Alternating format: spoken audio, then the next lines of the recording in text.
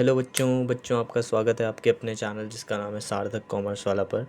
तो आज हम इस वीडियो के अंदर कवर करने वाले हैं अपने चैप्टर 3 बिजनेस एनवायरनमेंट की कुछ इम्पॉर्टेंट केस स्टडीज़ को जो इससे पहले प्रीवियस बोर्ड पेपर्स में आ चुकी हैं, साथ साथ जो स्कूल एग्ज़ामिनेशंस में आ चुकी है। तो अलग अलग स्कूल्स के जो बच्चे हैं उनके थ्रू मैंने ये पेपर्स अरेंज किए हैं और उनकी हेल्प से ही मैंने एक केस स्टडी की सीरीज़ बनाई है चैप्टर 3 बिजनेस एनवायरनमेंट की। तो ऑल एंड ऑल ये है पार्ट 1, इसका एक और पार्ट 2 आएगा। और जनरली अगर मैं आपको एक हिंट दूं तो चैप्टर 3 एक ऐसा चैप्टर है जिसमें से जनरली केस स्टडीज़ ही आती हैं और सभी बच्चों को पता रहता है कि वो केस स्टडीज़ जो हैं वो बिज़नेस डायमेंशंस या जिन्हें आप कहते हो टाइप्स ऑफ बिज़नेस एनवायरनमेंट पे ही आने वाली हैं।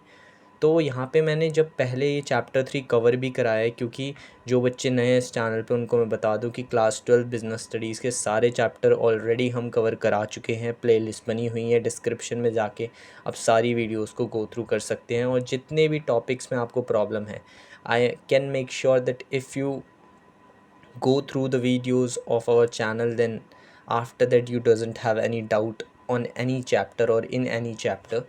सो प्लीज़ जाके मेक श्योर करो कि वीडियोस को एक बार देखो, फिर आप उसके बेस पे अप्रिशिएट करो हमारे चैनल को। और जितने भी बच्चे हैं, सपोर्ट बहुत कम शो हो रहा है। मैं चाहता हूँ कि जो भी बच्चे आगे देख रहे हैं इस वीडियोस को, प्लीज़ चैनल को सब्सक्राइब करें, वीडियोस को लाइक करें और साथ साथ चैनल को शेयर करें अपने दोस्तों के साथ और बिल्कुल फैला दें, ठीक है। अब जो केस स्टडीज़ हम इसके अंदर कवर करने वाले हैं काफ़ी इंपॉर्टेंट है पेपर पर्सपेक्टिव से। और इसके बाद इसका पार्ट 2 भी आएगा जिसमें हम कुछ नई टाइप की केस स्टडीज़ जो खुद भी बनाई है, जिसमें मैंने एक दो, वो भी आने वाली हैं, ठीक है। तो let's move on to case study number 1। ड्यू टू enforcement of GST Act in 2017, the government replaces all the direct taxes। इसमें बोला है कि जब एनफोर्स हुआ जीएसटी एक्ट 2017 में तो गवर्नमेंट ने रिप्लेस कर दिए सारे डायरेक्ट टैक्सेस। अब यहाँ पे पहले मैं आपको एक चीज़ क्लियर कर दूँ, एक ओवरव्यू दे दूँ इसके अंदर जितने भी business types of business environment थे। तो 5 टाइप के बिजनेस एनवायरनमेंट थे। एक था इकोनॉमिक एनवायरनमेंट, एक था सोशल एनवायरनमेंट, एक था पॉलिटिकल एनवायरनमेंट, एक लीगल एनवायरनमेंट और एक है टेक्नोलॉजिकल एनवायरनमेंट। इकोनॉमिक एनवायरनमेंट में वो सारे फैक्टर्स आते हैं जो लोगों की इकोनॉमिक कंडीशन पे कुछ ना कुछ इफेक्ट डालते हैं। सोशल एनवायरनमेंट में सोसाइटी पे जो जो फैक्टर्स इफेक्ट डालते हैं वो सारे फैक्टर्स आते हैं, ठीक है। टेक्नोलॉजिकल एनवायरनमेंट में टेक्नोलॉजी से रिलेटेड जितने भी सारे फैक्टर्स हैं वो आते हैं। लीगल एनवायरनमेंट में जितने भी एक्ट हैं वो सारे एक्ट किस में आते हैं, लीगल एनवायरनमेंट में। और पॉलिटिकल या गवर्नमेंट एनवायरनमेंट में गवर्नमेंट से रिलेटेड जितने भी डिसीजंस हैं वो सारे किसके अंदर आते हैं, पॉलिटिकल एनवायरनमेंट के अंदर। तो अब मैंने एक ब्रीफ, एक वेरी शॉर्ट व्यू आपको दे दिया इन सारे एनवायरनमेंट का। बाकी अगर आपको डिटेल में पढ़ना है तो इसके लिए आप जा सकते हो डिस्क्रिप्शन में, वीडियोस पे जाओ, चैनल को सब्सक्राइब करो, नोटिफिकेशन और बेल आइकन ऑन करो, जिससे आपको सारी जितनी भी नोटिफिकेशंस है चैप्टर से रिलेटेड या जितनी भी वीडियोस नई नई आएंगी वो सारी आपको सबसे पहले प्रोवाइड हो जाएंगी, ठीक है।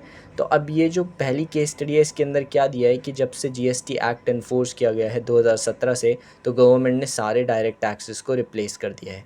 तो जीएसटी एक्ट की जहाँ पे बात आ गई वहीं से हमारा लीगल एनवायरनमेंट इसका आंसर हो जाएगा। मैंने अभी बताया था सारे एक्ट जो हैं वो किसके अंदर आते हैं, लीगल एनवायरनमेंट के अंदर आते हैं। तो जीएसटी एक्ट जो है इसको ही देख के आप पहचान जाओगे कि इस केस स्टडी का आंसर क्या होगा, legal environment. Let's move on to case study number 2. Increase in use of mobile phones and iPods instead of pagers and radio refers to an example of which environment? यानी कि जब से increase किया गया है, increase होने लगा है यूज़ मोबाइल फ़ोन्स और आईपॉड्स का।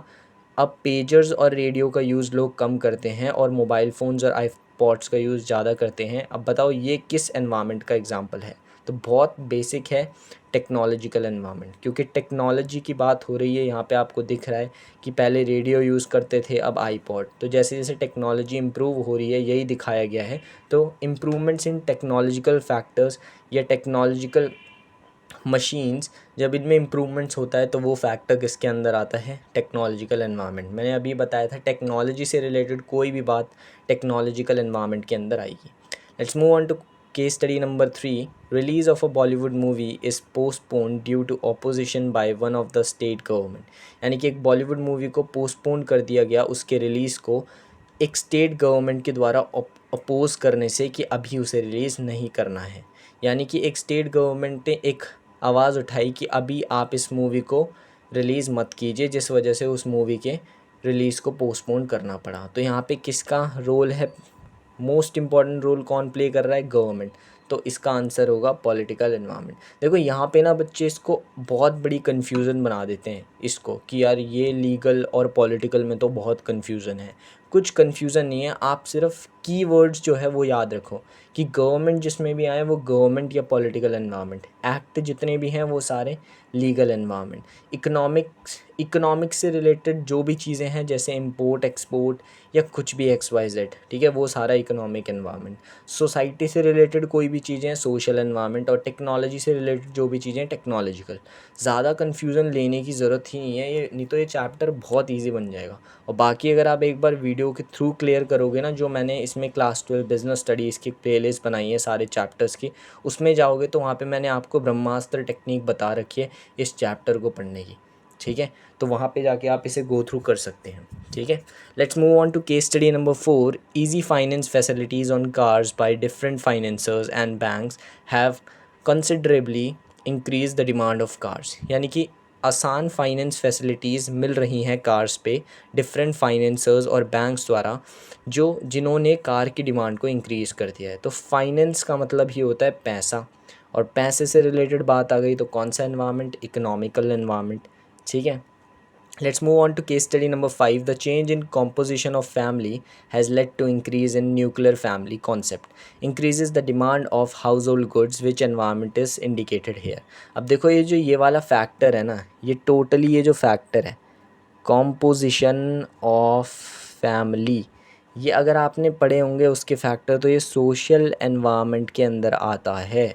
और यहीं से कोई बच्चा ना इसी की फैक्टर से पहचान लेगा कि उसे केस स्टडी समझने की भी ज़रूरत नहीं है कि ये कौन सा एनवायरनमेंट की बात कर रहे हैं, सोशल एनवायरनमेंट। फिर भी हम केस स्टडी को समझ लेते हैं कि जैसे जैसे कॉम्पोजिशन ऑफ फैमिली में चेंज होता जा रहा है, तो उस वजह से हाउस होल्ड गुड्स की डिमांड जो है वो भी बढ़ती जा रही है। यानी कि composition of family which means social environment ने बिज़नेस की परफॉर्मेंस पे कैसे इम्पैक्ट डाला। तो जैसे कॉम्पोजिशन ऑफ फैमिली चेंज हो रही है, वैसे वैसे हाउस होल्ड गुड्स की डिमांड भी बढ़ती जा रही है। तो इसका आंसर होगा social environment. Let's move on to case study number 6। E vehicles are coming in the new era and the demand of EV is increasing and replacing the petrol and diesel cars। यानी कि अब electronic vehicles आ रही हैं जो demand को petrol और diesel की cars की कम कर रही हैं, उन्हें रिप्लेस कर रही हैं, और जो डिमांड है ई व्हीकल्स की वो बढ़ती जा रही है। अब यहाँ पे भी ये बहुत ही ईजी है इसका आंसर देना कि इसका आंसर होगा क्या, इसका आंसर होगा technological environment, which means technological environment is the answer of this case study number 6, because यहाँ पे टेक्नोलॉजिकल इम्प्रूवमेंट की बात की जा रही है। So this is all for the part 1 of case study of chapter 3 business environment. इसके बाद नेक्स्ट पार्ट 2 भी आएगा जिसके अंदर कुछ नए टाइप की केस स्टडी होंगी, तो आप थोड़ा वेट करो, उस पार्ट को ज़रूर देखना क्योंकि उसमें थोड़ी अच्छे लेवल की केस स्टडीज़ मिलने वाली हैं। और as I told you before that please support the channel, subscribe करो चैनल को, वीडियोस को शेयर करो अपने दोस्तों के साथ। और देखो बहुत से मैंने देखे हैं कि सब्सक्राइबर इंक्रीज़ हो रहे हैं लेकिन उसके बाद वापस डिक्रीज़ हो रहे हैं। तो यार प्लीज़ ऐसा मत करो, क्योंकि केस स्टडीज़ को लिखने में, उसको समझाने में बहुत ज़्यादा टाइम और एफ़र्ट्स जो हैं वो ना वेस्ट होते हैं। तो प्लीज़ आपके जो सब्सक्राइब, आपके जो लाइक हैं, ये क्या प्रोवाइड करते हैं, एप्रिसिएशन प्रोवाइड करते हैं मेरे को, जिस वजह से ज़्यादा मोटिवेशन मिलती है वीडियोस बनाने के लिए। तो ओके, बाय।